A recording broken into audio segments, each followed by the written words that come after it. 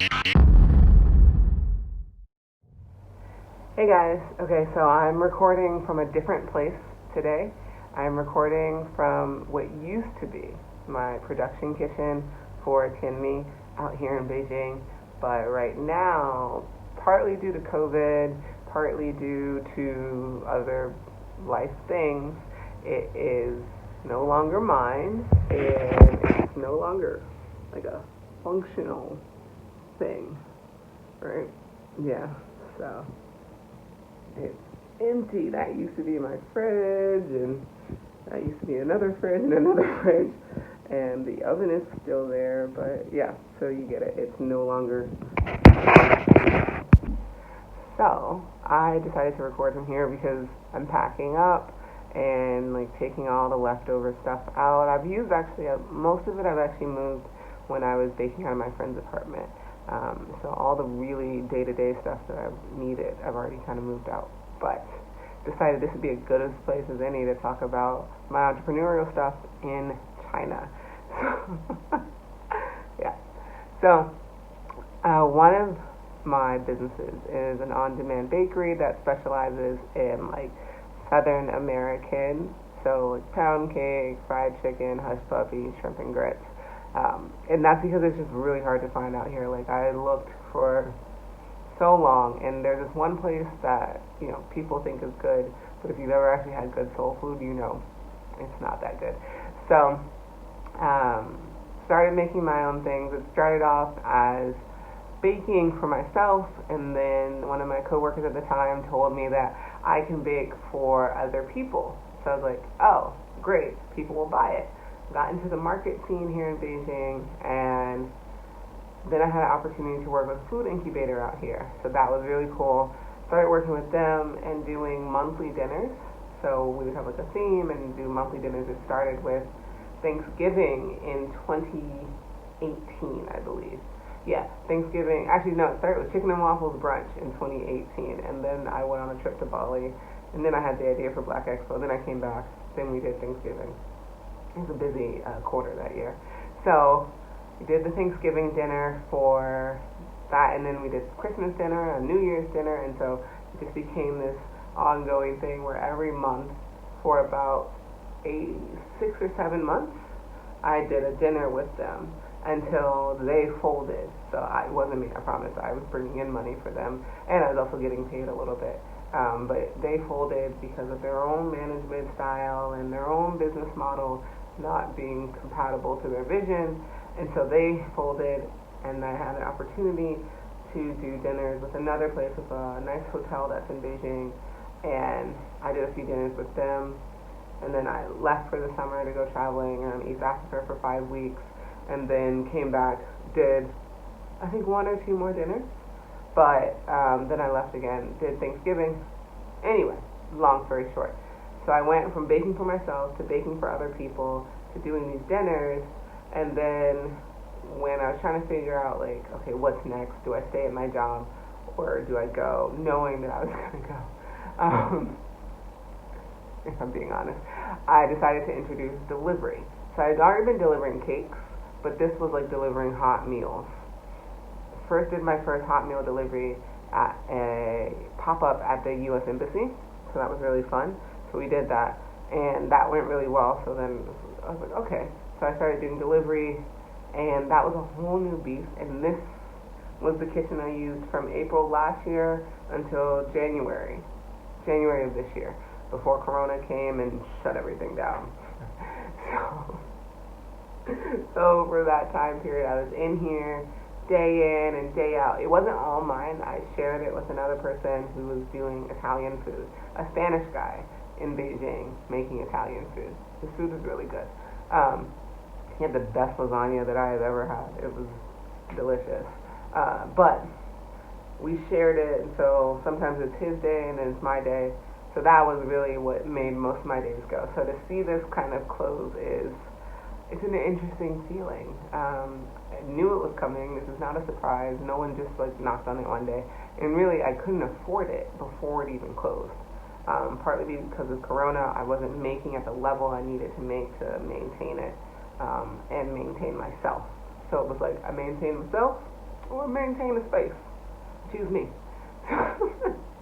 um, so yeah, so that was the first thing. But in the midst of all the markets that I was doing for the bakery, I remember seeing there was a lot of black vendors online, but very few were physically in the market. And that was the first idea for BlackEXPO. It's like, well, why not make a market for these black vendors? Why not make a place where they can come and they can be seen, they can tell their stories, they can interact with customers, and hopefully grow their businesses. And so that's exactly what happened. That happened the idea came in September 2017. I got connected with my business partner, James, in September 2017. We met. He's an artist, a creative, so he sketched up the logo within our first meeting. We had a logo, we had a catchphrase, we had a name. It was really good. It was like, you meet someone that you haven't met before, and it just works. That's what happened. So that was really fun. And we had originally planned to launch in November 2017. And because in China there's this huge shopping day called 11/11. And it's a big online shopping day, and so we were like, let's fight it with being offline and black. But we couldn't get a venue. So we pushed it back to March. Because after early November, the weather's bad, the pollution's bad, it's very, very cold. So we're like, March should be the time that people want to come back out if we can't do it early November. So we launched BlackEXPO March 31st, 2018. And it was awesome. I will link to the videos of it. We had about 500 people come out, about 35 vendors, and it was people from all walks of life, and they were all coming out for the purpose of supporting these black-owned businesses, these African-owned businesses, and it was just such a fun time. And we thought it was going to be a one-off. It took us like 6 months to plan it, all of this back and forth, because he was a full-time student, I was working full-time, and we did all of this stuff like after hours. And it took a lot to plan it the very first time, because we had performers, vendors, sponsors, volunteers, dancers, workshops. Like, it was a whole thing. We put the expo in the expo. And there's so many lessons that I learned from that I definitely should do a whole other video on. But that was like this one-off, really cool event. But in the midst of doing the event, people were like, so when's the next one? And we're like, what? They're like, no, like, when's the next one? You doing this next month? And we're like, it took us 6 months to plan. And you want us to do it in 1 month? And we're like, yeah, no, buddy. But we were like, okay, so this is a thing. People like it. So we sat down, we made this great business plan, 10-year vision, all of these things. I still have it, and I actually have it as my screensaver. But, that was March, and then it was April, then it was May, June, July. And we're like, oh yeah, we should probably do another one. September comes around, and we're like, you know what? October, people go on holiday, so they're going to be broke when they get back. So, let's do it September. Every summer for my birthday in August, I usually take a long trip. So I was in Vietnam. Yeah, I was in Vietnam, and we were supposed to be planning this trip. We were supposed to be planning this next edition of BlackEXPO, and that's what we did.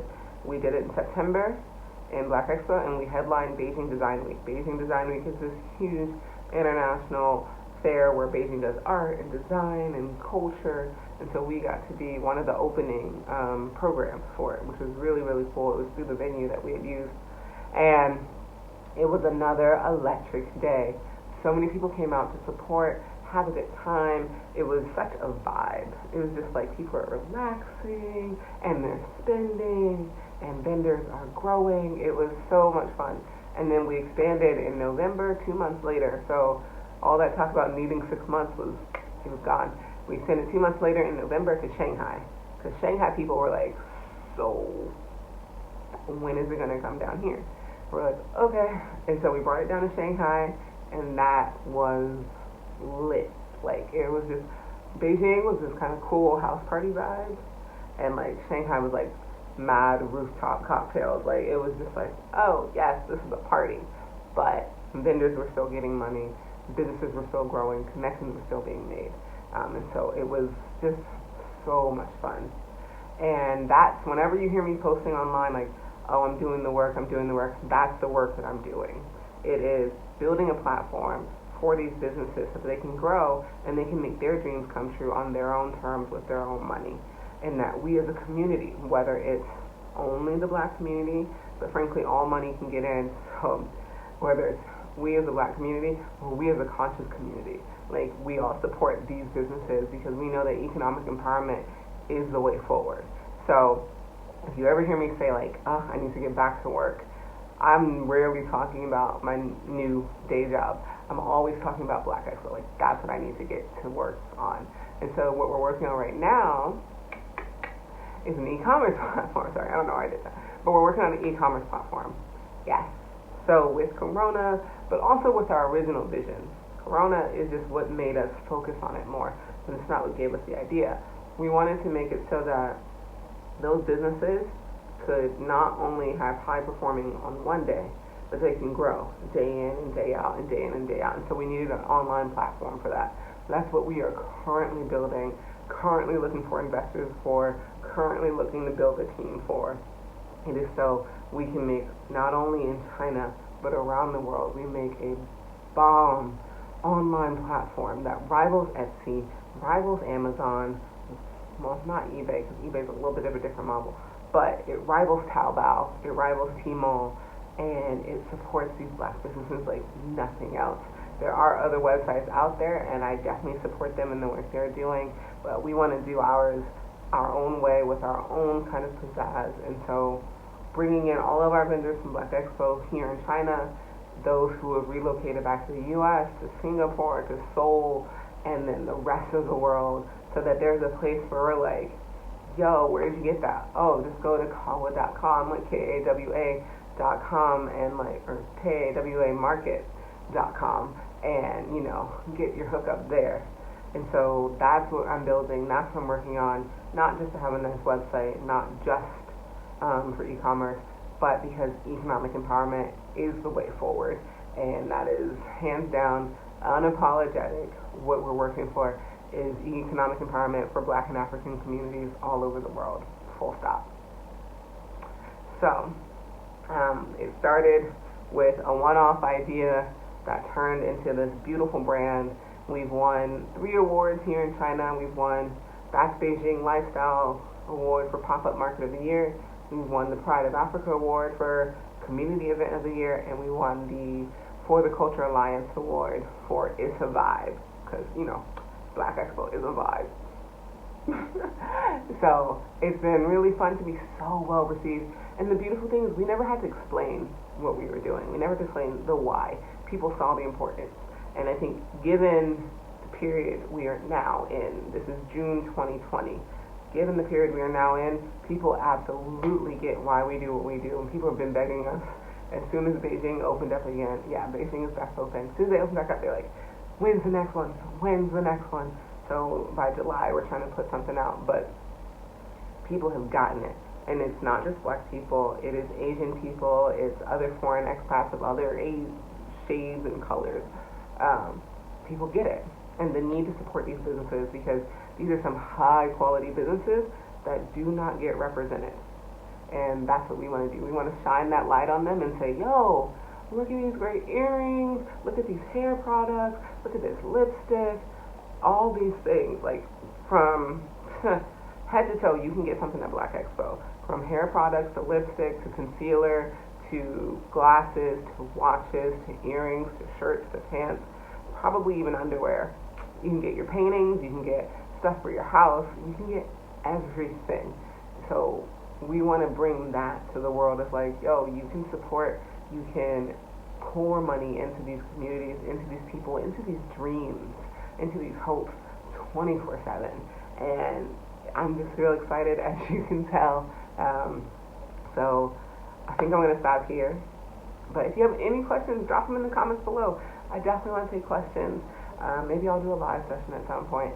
But that's what I'm building. That's what keeps me up at night. That's what keeps me going. And especially in times like this. Like, that's my work. I've decided, like, I'm overseas, and I'm in a country where we can't protest. Let's be real. So you're not gonna see me out in the streets a lot. And the more I'm on social media, the less I'm in the work. For me, other people can do it well, and I just say kudos to them. So it's like, what is my part? My part is to build these platforms, build these connections. Because like our platform isn't just for selling. We want to have resources for the vendors so that they can like grow their business. They can do masterminds with each other. They get these top-notch resources. They have access to things that make them just as competitive with everyone else. Because for a lot of our vendors, they don't know where to get the information. They have the heart, they have the passion, they have the grit to get started and to push through. But the resources that say, this is how you go from looking homemade to looking artisan. That's what we want to bring them as well. And so it is a part of the e-commerce and just being able to shop, but it's also about the development, the skill transfer, and just the leveling up, the constant leveling up. So there's just, it's going to be good.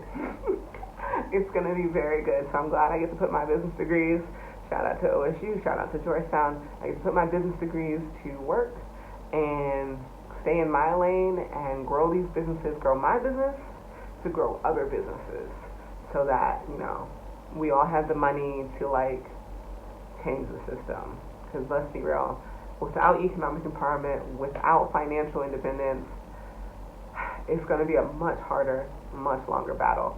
But when we can throw some money behind our words, we can throw some money behind our actions, change gonna come. So you probably won't hear me talk so radical again, but really, like, it's all about building community. It's all about giving options, and it's for the love of the people and just supporting other people's dreams. It's my dream to support their dreams, to support your dreams. So I'm done. I said that like 3 times now, but if you have any questions, drop a comment below, hit me up. I'll put my socials, and I would just love to talk to you more. All right. Peace.